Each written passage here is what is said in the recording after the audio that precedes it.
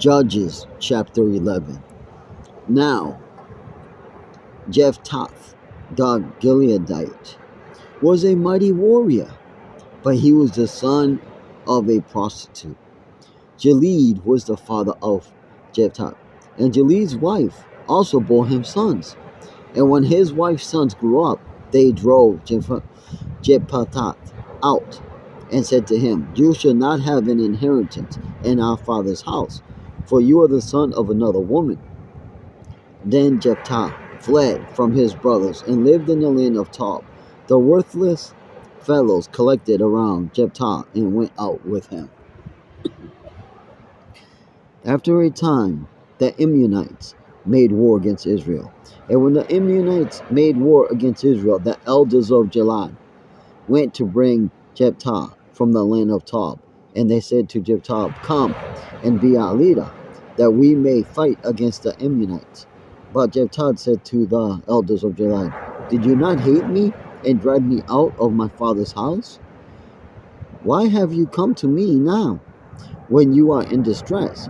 And the elders of Gilead said to Jephthah, "That is why we have turned to you now, that you may go with us and fight against the Ammonites, and be our head over all the inhabitants of Gilead." Jephthah said to the elders of Gilead, "If you bring me home again to fight against the Ammonites, and the Lord gives them over to me, I will be your head." And the elders of Gilead said to them, "The Lord will be witness between us, if we do not do as you say." So Jephthah went with the elders of Gilead, and the people made him head and leader over them. And Jephthah spoke all his words before the Lord of Mizpah. Then Jephthah sent messengers to the king of the Ammonites and said, "What do you have against me, that you have come to me to fight against my land?" And the king of the Ammonites answered the messengers of him, because Israel on coming up from Egypt took away my land, from the Arnon to the Jabbok, and to the Jordan. Now, therefore, restore is peaceable. Jephthah again sent messengers to the king of the Ammonites and said to him, "Thus says Jephthah, Israel did not take away the land of Moab or the land of the Ammonites. But when they came up from Egypt, Israel went through the wilderness to the Red Sea and came to Kadesh. Israel then sent messengers to the king of Edom, saying, 'Please let us pass through your land.' But the king of Edom would not listen, and they sent also to the king of Moab, but he would not consent. So Israel remained at Kadesh. Then they journeyed through the wilderness and went around the land of Edom and the land of Moab, and arrived on the east side of the land of Moab, and camped on the other side of the Arnon. But they did not enter the territory of Moab, for Arnon was the boundary of Moab.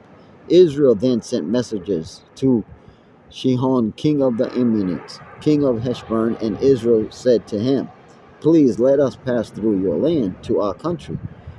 But Sihon did not trust Israel to pass through his territory. So Sihon gathered all his people together and camped at Jaz and fought with Israel. And the Lord of God of Israel gave Shehu and all his people into the hand of Israel, so they defeated them. So Israel took possessions of all the land of the Amorites, who inhabited that country. And they took possession of all territory of the Amorites, from the Arnon to the Jabbok, and from the wilderness to the Jordan. So then the Lord, the God of Israel, disposed the Amorites from before his people Israel, and are you to take possession of them? Will you not possess that Shemoth your God gives you to possess? And all that the Lord our God has possessed before us, we will possess. Now, are you any better than Balak, the son of Zippor, king of Moab? Did he ever contend against Israel? Or did he ever go to war with them? Well, Israel lived in Heshbon and its villages, and in Aroer and its villages, and all the cities that are on the banks of the Arnon, 300 years. Why did you not deliver them within that time? I therefore have not sinned against you, and you do not do me wrong by making war on me. the Lord, the judge, decide the day between the apple of Israel and the people of Ammon. But the king of Israel did not listen to the words of Jephthah that he sent to him. Then the Spirit of the Lord was upon Jephthah, and he passed through Gilead and Manasseh, and passed on to Mizpah of Gilead. And from Mizpah of Gilead he passed on to the Ammonites. And Jephthah made a vow to the Lord and said, if you will give me the Ammonites into my hand, then whatever comes out from the doors of my house to meet me, when I return in peace from the Ammonites, shall be the Lord's. And I will offer it up for burnt offering. So Jephthah crossed over to the Ammonites to fight against them, and the Lord gave them into his hand. And he struck them from Aroer to the neighborhood of Minnith, 20 cities, and as far as Abel Akrim with a great bow. So Ammonites were subdued before the people of Israel. Then Jephthah came to his home at Mizpah, and behold, his daughter came out to meet him with tambourines and with dances. She was his only child. Besides her, he had neither son nor daughter. And as soon as he saw her, he tore his clothes and said, alas, my daughter, you have brought me very low, and you have become the cause of great trouble to me. For I have opened my mouth to the Lord, and I cannot take it back my vow. And she said to him, my father, you have opened your mouth to the Lord. Do to me according to what has gone out of your mouth, now that the Lord has avenged you on your enemies, on the Ammonites. So she said to her father, let this thing be done for me. Leave me alone 2 months, that I may go up and down on the mountains and weep for my virginity, I and my companions. So he said, go.